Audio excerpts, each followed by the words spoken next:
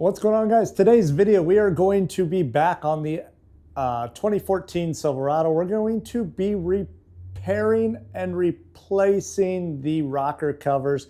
We got some new ones from OAM. These are plastic covers, and I'm going to show you the exact process right now from start to finish. Check it out. All right, guys, we are loaded up and ready to go here on the 2014 Silverado. This project is all about getting rid of these rusted out rockers and getting some new covers from OAM installed on here. The first thing I wanted to do, since I've never done this before, was check out and find out where all of the rust was hidden. With that paint and undercoating on there, it was super hard to see where the really rusted out spots were. So I'm just kind of grinding off that paint and that rubberized coating, trying to figure out how far up the rust goes on each section of the panel. And then we're using our grinder with a cutoff wheel to remove everything that's basically Swiss cheese. We're going to move it on up the rocker, and we'll get all of this cleaned up to the point where we actually have some solid metal to work with. And then we'll get all those sharp edges ground down a little bit, and then we're gonna go in and wire wheel out the rust that's in and behind. Also need to prepare everything for a rust preventative coating and conversion coating. So right now I'm just wiping down the area with a glass cleaner, and then I brought it over to my other shop because you want to blow out all of the crevices and inside the frame rail and get all of that cleaned up. And here we are struggling with our rattle can because the paint was super old in the tip and it clogged it. So we put a new one on there. And I'm talking obviously on the video, but we're putting the rust converter on there just to seal it all up and make sure that we keep these from totally rusting out over the next couple years, because a lot of that was bare steel. Now we are prepping the OAM covers, and the first step is to put this 3M double-sided tape on the covers. They give you specific locations to do this in the instructions. And so obviously the main areas are the edges and then in the middle of the panel, just to make sure it's secure. The bottom of these will actually be drilled and riveted if you have the material on your truck still. So we'll be drilling those and riveting them after we get these things all painted up and ready to go. So in the kit, you get a anti-static cleaner that goes on here, and the mold release agent cleaner. So we're getting them all cleaned up, ready for the adhesion promoter, which we are now spraying on. This does come with the kit. Also, it's a special primer that is meant to stick to this plastic. Make sure that's what you use, or a similar product, to get that adhesion, which will then give your paint the best chance at sticking to the product.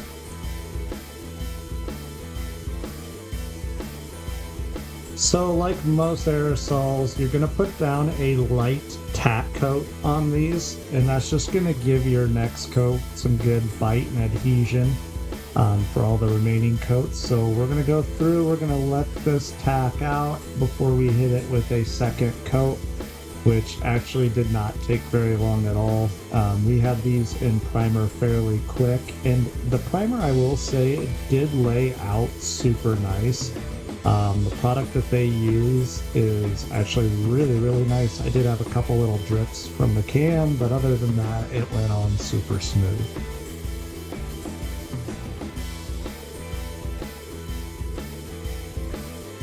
And this is what it looked like when it was all dried up and ready to go for that next coat. You do not have to scuff this stuff up. It says you can if you find debris or anything, but you don't have to.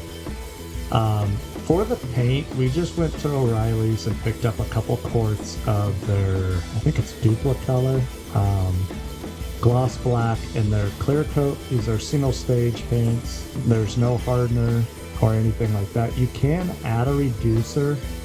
I kind of wish I would have. I also kind of wish I would have had a hardener, to be honest with you. But here we're going to spray it with just a gun I bought off Amazon. Again, I'm going to follow that light coat for the first one, followed up by a second coat of medium to heavy, and a third coat.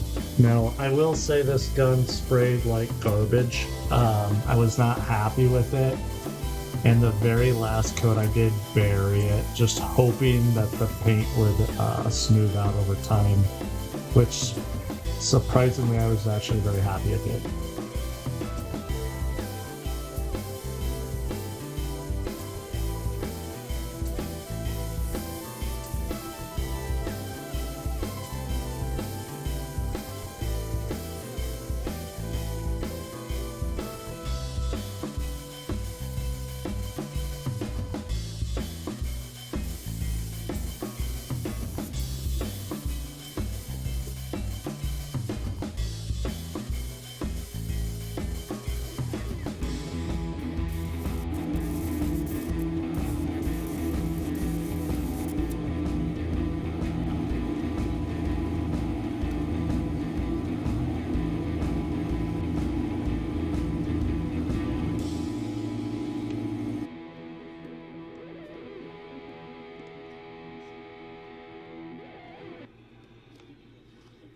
So I was actually really surprised how much paint I went through. I basically went through the entire court to get these things painted. Um, it's probably more than I really needed to, but again, I buried them on this last coat just because it's hard to see on camera, but it was super textury looking. Like, it looked horrible, and I was in such a bad mood.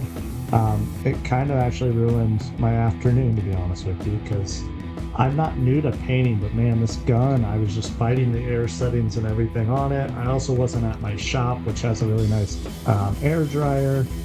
And here I'm showing off the Duplicolor, the Paint Shop series, the clear coat that we used. I used to use this stuff all the time when I was refinishing wheels, and it worked out really well. I'm not happy with how it looks on these overall, I will warn you. Here I'm just kind of inspecting them before I paint them to make sure that there's no big chunks of debris or anything in them. And that little black thing in my hand is actually like an air blower that I'm using to just kind of make sure all the dust is off of them. And then I'm using a clean pair of gloves as my tack rag because I did not have a tack rag, so I just used my hand.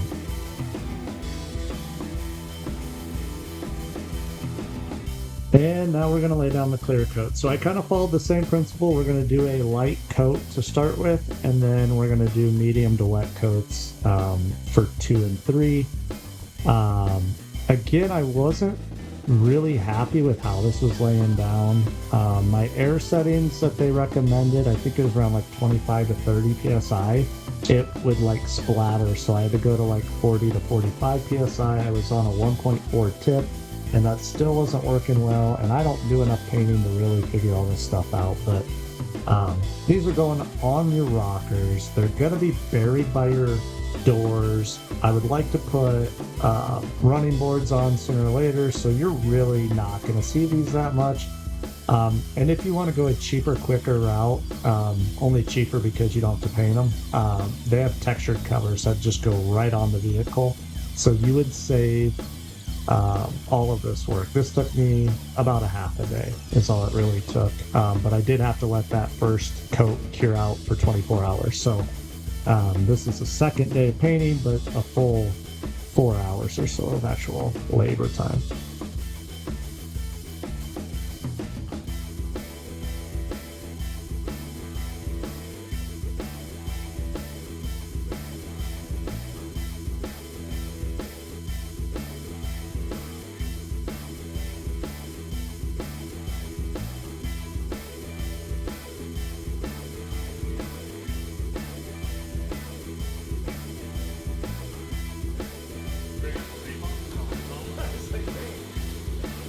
So here we're actually just removing that tape. It tells you to like just remove the corner and get the corner on, but I knew it'd be super difficult to get my hands in there and it was going to be frustrating. So I definitely just went for it. And this is when I realized my camera was facing the wrong way. So, yep.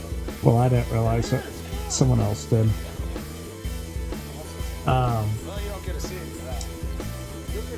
Luckily, I did have a camera on.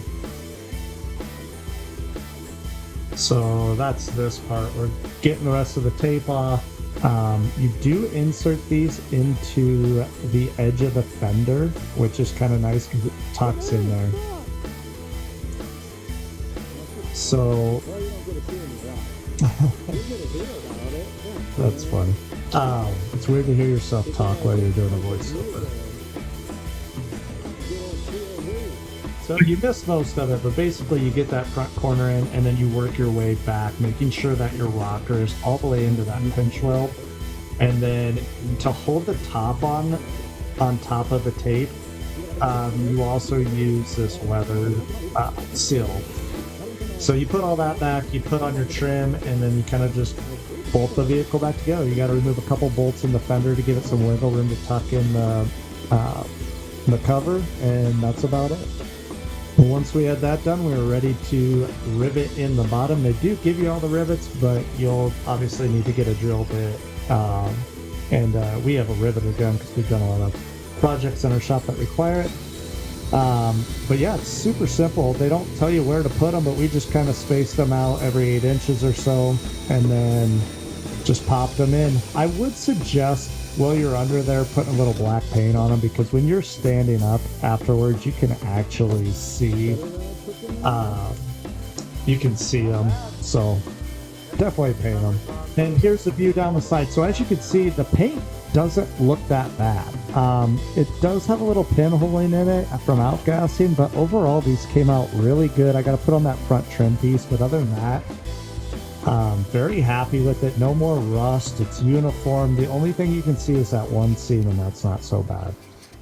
All right, guys, hopefully that video helped all you guys out. Check OAM out online if you guys have rusted out rockers on your vehicle. They don't make them for every make, but they do make them for a lot of them, especially those trucks. Located just down the road from me in Ames, Iowa.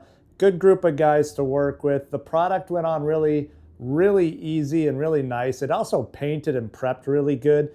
The only thing I was super worried about when I got them was how flimsy they are. But now that they're on the truck, it's not really a big deal. The only thing I would say is paint those rivets so that they don't stick out. If you have running boards, it's probably not even going to be noticeable. But otherwise, they look great on there.